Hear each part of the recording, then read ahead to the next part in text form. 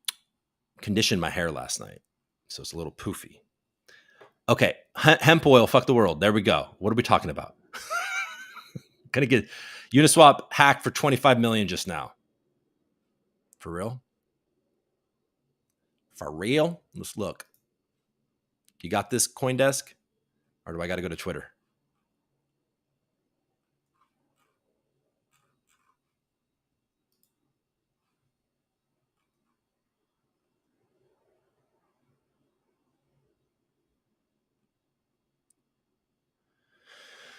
Internet computer. Okay. Okay, I'll just go back to the comments. You guys got the alpha here.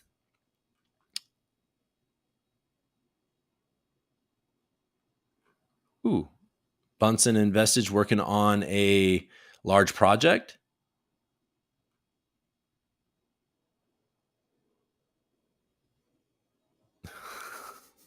Are you guys talking about the oil and how Venezuela is the next Puerto Rico? Because we're going to need their reserves. Or we're just going to be like, hey, Venezuela, we thought you were bad, but you're on our side of the hemisphere. Like, come hang, homies. Hemp oil. That's it. Oh, I see what we're talking about. Petrodollar's in danger. That's right, Jordan. Yeah, 25 mil does seem small for Uniswap. I'm gonna definitely. It's got to be trending, right?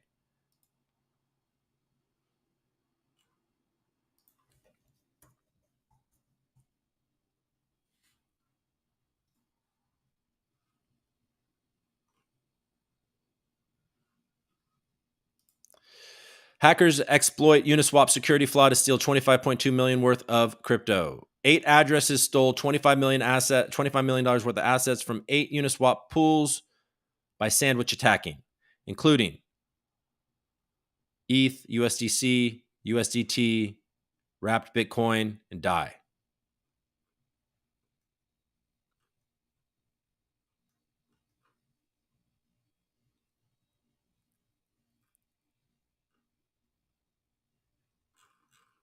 Okay. I didn't even share that with you. Sorry, guys. There was an article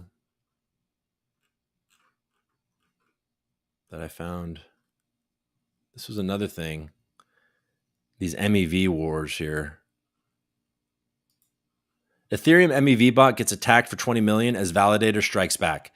So now these MEV bots, what was that, like maximum extractable value? Yeah, maximum extractable value. One of the major Ethereum MEV bots has been targeted in an attack, apparently by one of the blockchain's validators, resulting in the loss of almost 20 million. The attack happened all within one Ethereum block, with blockchain auditor OtterSec saying a validator appeared to force a series of transactions into the block to steal funds the bot had planned to gain by front running. A validator is responsible for processing transactions and creating new blocks. You guys know that. Maximal extractable value refers to the maximum value that can be extracted from block production in excess of the standard block rewards and gas fees by including, excluding, and changing the order of transactions in a block. MEV flashbots use a technique called sandwich attacks to steal value from users by sending transactions just before and after a victim sends their own. This is a malicious way of manipulating the underlying price of the asset so that the bot can steal the price difference from the user. In this case, OtterSec added that the validator responsible for causing the attack had funded their wallet more than 2 weeks ago from privacy layer Aztec network. Future of finance, folks. Future of finance. That MEV stuff is brutal. All right. Let's get back in here. Oil tokenomics. Limited supply, price rockets until supply gone, crashes to zero. Not bad. Not a bad explanation. The sky's falling. Great. Everyone is going to be broke. Aren't you already broke? That is what they want you to think. That's probably true. I wonder if that's why the US is stacking up on crypto while trying to take it from the hands of common people. I'm sure they worry about oil being traded in crypto. I mean, maybe, but also I think what they're really worried about is that it being traded in yuan or yuan, or just native currencies. Because look, you're right. Actually, crypto becoming the intermediary would make a lot of sense, because if you can just easily and quickly swap out of, I don't know, swap out of yuan and then into, a Brazilian currency or whatever, then what do you need the dollar for anymore? And it will save you money, and you don't have to have the U.S. Involved, so you don't have to kiss up to the U.S. in any way until they show up with their airplanes. Everyone here should go buy a Goot. Well, now robots are very soon, aren't they? When are robots crypto for change? Is it like now? Because I'm going to buy some robots. If you love Algorand, you will buy a Goot. It's not financial advice. Go buy a Goot, you coward. Crypto for change, says to Jordan. When will the U.S. sell all of its BTC? It's a wonderful, well, all of it. I really hope, as a United States citizen, that they hedge against risk in a better way than selling all of their BTC. But I think what your question is like, oh man, they had 50,000 Bitcoin that they're going to sell this year. They've already sold 9,000 plus, and then they have 4 more tranches of a little bit over 10,000 Bitcoin each that they're going to sell throughout the rest of the year. So they're going to obviously sell the next tranche when they go after Binance, because they're trying to create panic and fear in the market and trying to get you out of it. Like somebody just said, in some way, they're trying to figure out how to get you out of it so that they can close the gates.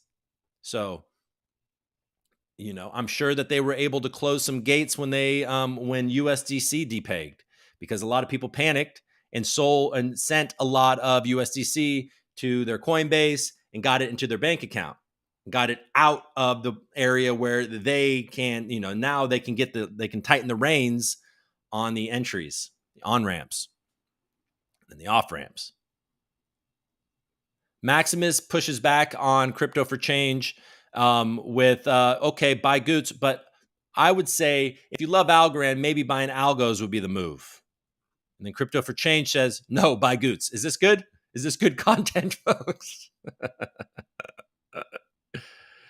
Holding Goots gets you robots and good vibes, that's for sure. We'll see in 10 years which was the better hold. Coop, go buy a Goot on live stream. I own Goots. Don't make me buy NFTs right now. I'm poor. I thought they sold it. I'm not poor, guys. I'm just financially challenged. I thought they sold it before the vote, then announced after the vote failed. US usually did sell confiscated BTC, but I don't know if that changed now. Great way to fund Black Ops. No, they're definitely selling. They came out and said they're selling 50,000. They've already sold 9. They're going to sell. I think they sold over. Yeah. They could just send that to me. Sorry for being late. Yeah, thanks for showing up, Governor's hat. What the hell? 6:38. Oh, we're back. Yeah, tardy pass. You have to go to the principal. Come with the thing.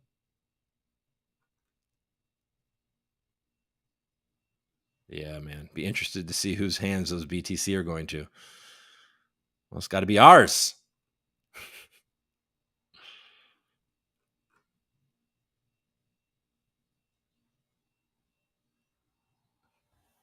Moriarty's got a interesting spin on it. U.S. can print the dollars they want and buy the BTC back through an intermediary. Nice little wash trade. That guy Beezy kept tagging me to shill ARB on Twitter and FUD Algo. Very glad I muted. Man, XGov looking good compared to this shit. That's for sure. There's moves, and I kind of didn't do us a service by not talking about XGov. And I think I just did a double negative, but you know what I mean. I didn't do us a service as the community. Not to mention, not mentioning Jesus. We're almost done, guys. You've stuck with me this far. Why would you leave now? But what I'm saying is that XGov did just make a move towards further decentralization, in the sense that committed governors are going to be able to propose proposals and become expert governors. And they very wisely made it a kind of a hassle. And you really have to think you have to think twice before making the decision to participate. I think that that's a good idea. And by the way, you still have, I believe, until the 21st, but maybe LP is earlier. I don't know. But yeah, I believe you have until the 21st. I'll update that. I'll get all the hard dates for tomorrow. But yeah, XGov is making progress. I'm happy about that. Can't imagine needing 5 mil algo to make a proposal. What's up, JT? ARB founders and promoters might get jail time. It's not a good look. And it's so oblivious to the current landscape, how they just handled that. I really don't understand why they thought what they were doing was the right thing to do. Got to make that payroll. Adrian, thanks for showing up. Thanks for showing up, Adrian. 646, that's okay. Ocular says, this reminds me of the Algorand Foundation. Well, frankly, what I think Arbitrum would say is that no, this is not like the Algorand Foundation because they just did it. We tried to, do the theater thing. Not foundation, but yeah, I mean, you know what I mean. They just reproposed the one measure we voted down until we decided to go for it. ARB is on a speed run to zero. I mean, it doesn't seem like a good idea to be, I don't know. The problem with ARB is on a speed run to zero is that I've been doing this long enough, when people start saying things are dead, it almost always goes the opposite direction. But I have to say, it was such a bad look, so horribly handled. Maybe, from what they said, they're going to be able to get out of this, but to say it's a ratification and now they're going to break it down to all these things, they're going back, they're flip-flopping back and forth. It just proves that, are they elite? Yeah, Bon Jovi had a fun with. What did Bon Jovi say about it? I will say about Boring Bon Jovi is he does um he does like me. He does encourage my posts. I was at a store recently, and the guy that was working there. Never mind. I won't tell that story. Okay.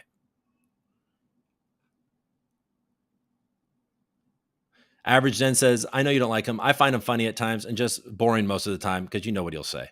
It's true. Aculard says, Bon Jovi makes good points, though. Is Aculard Bon Jovi? Algorand 99.9%. That needs to be a meme. John Woods won't really debate a bear live. Not if the conversation can go anywhere. Can't go anywhere, maybe? Oh, well. Coop squinting needs to be a meme. Me trying to see the part that wasn't distributed inside. I'll never forget. Hopefully this show becomes a success, because that first episode that I did, that I watched back, and I was squinting the whole time because I had my fonts on, not boosted, and my old eye apparently is catching up to me. I've never had bad eyes my entire life. Oh, it was so funny. Laughing my eyes off. Oh man. Algorand 101%. Looking closer at the screen, won't you? So you guys were having fun with me trying to see if there was any space. Okay. Oh man. Why is that making me laugh? John Woods was supposed to come on the ReCoop, but then the ReCoop started just saying whatever the hell he wanted to say. And then John Woods no longer is coming on the ReCoop. But guess what? Eventually John Woods will come back on the ReCoop. We all know. John, you're coming back. We all know that you're coming back. It can't happen right now. It can't happen right now because of he'll only he's only going to go on the next block now. Well, then the community is going to have to get the answers to their questions, not mine. Those guys are great. I wonder why.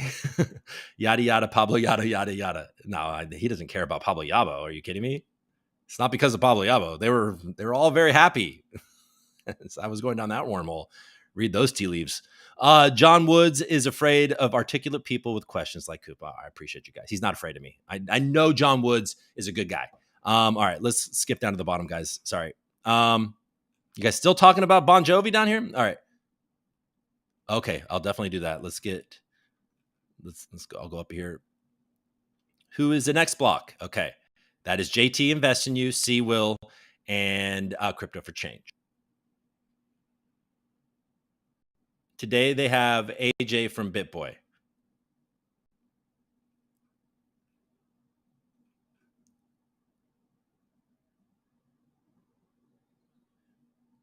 Mudit Gupta. You know what, guys? Let's look it up.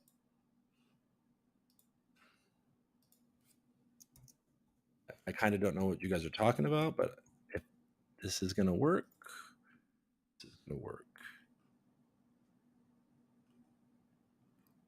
Mudit Gupta is the CIO, the Chief Information Security Officer for Polygon.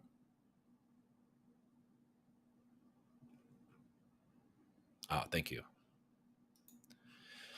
Here you go. About Uniswap, I think. A rogue validator on Flashbot seems to be exploiting MEV bots. Over 25 million USD already stolen.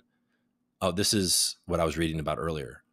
The validator takes a sandwich bundle from the MEV bot and replaces the victim transaction. Okay, so this is okay. So that story, the sandwich attack on CoinDesk, seems to be the same thing as what's happening. It's the same story. The validator takes a sandwich bundle from the MEV bot and replaces the victim transaction with its own that exploits the MEV bot instead. Here's how it works. And you guys can come look at all this, and I'm not going to sit here and squint trying to understand that. You guys can do that on your own time. Are you guys seeing this, by the way? Nope.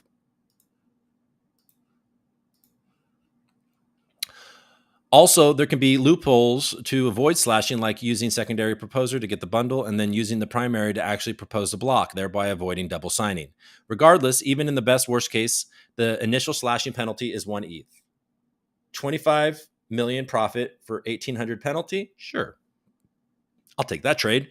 The economic incentives are broken, and it was only working due to a gentleman's agreement to not do bad.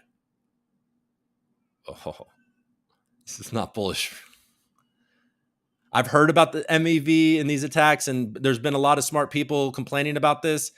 But folks, what are we talking about here?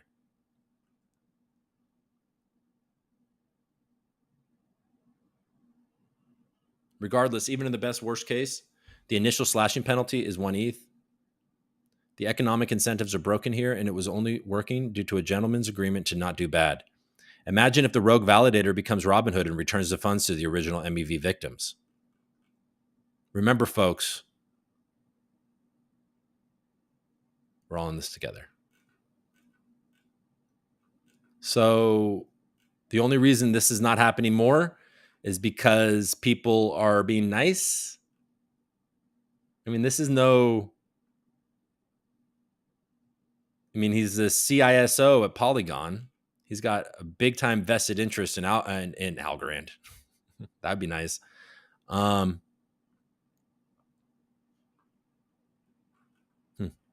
right.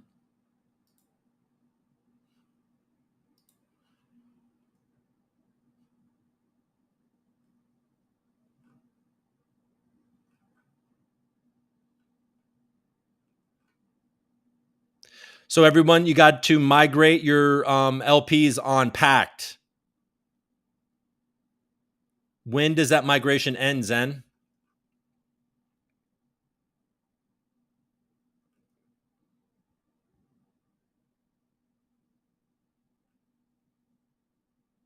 Living on a prayer. I mean, Brian Haney, yeah, that's what it is. I will think about it. Bon Jovi is not living on a prayer. Oh, we're halfway there. Oh my God, guys. My Bon Jovi tweet from today is my best tweet to date. Okay, well, I'll have to check it out, Sick Media. Jaws afraid of the freed ReCoop. Jaws afraid of the freed ReCoop. I doubt it. I think he's more afraid of the... Anyways. It's about how Uni got hacked. Spoiler alert. They actually didn't. Right. A validator basically MEV'd an MEV bot. Yeah. So that was what I was reading about on CoinDesk. So Uniswap did not get hacked. It was actually a rogue validator going against an MEV bot, which now these MEV bots are going to have to figure out which validators are willing to go rogue and, avoid them.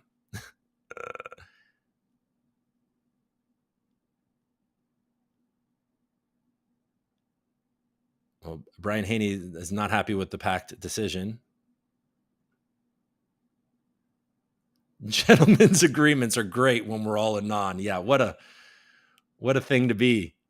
Yeah, just we'll do fine, because nobody will act up when they need some cash, when the sky's falling and the regulators are crushing the industry, and people aren't going to try to exit. Pact couldn't do anything during GP6. They only have small window to not affect governance eligibility with migration. Is this actually killing their decks though, or are they just migrating and it'll be over and it'll be fine? It's just interesting because MEV is always going to happen. It's basically a matter of time. And seeing this MEV on MEV is kind of funny. MEV on MEV crime by end of commit. Preferably before so you can commit. He's afraid of making the foundation mad at him. Boo. He is the foundation. He's the chief technology officer, guys. John is a national treasure for Algorand. Why is the foundation mad at you, Coop? Because Coop said, guys, you're doing not a good job. What's going on? And why did you protect the Terbalines? And then they said, out. Damn spot. That's a Macbeth reference. GM to Coop's mom again. I almost forgot. I talked to my mom recently. She put me on the phone with my father. I had a great talk with my dad. I hadn't talked to my dad in a while. He's going through a hard time. He's got a little bit of, he's got a situation happening in his stomach. So prayers for my dad would be a good thing. Right. All right, guys. So Votecoin is already Pact V2 pools in place. So you don't have to worry about Votecoin on Pact. They've fully migrated, and hopefully they get migrated well. Pact is one of the leading. I looked recently, and I think it had the top liquidity in the Algorand ecosystem. Maybe after all this migration, it's going to put a little bit of a thing. Thank you, Brian, and thank you, Crypto for Change. Guys, it's been fun. Again, it's another Monday where this was the first day of the second half of the ReCoop challenge to make a killer morning show. We're on track, and I appreciate all of you guys and all of your support that you've done through these first 6 weeks. We're going to keep on going. We're going to grow this thing. It's going to get better. There will be more. And yeah, man, I'm excited. I appreciate you guys. See you later. See you tomorrow morning, 9 a.m. Eastern. Peace.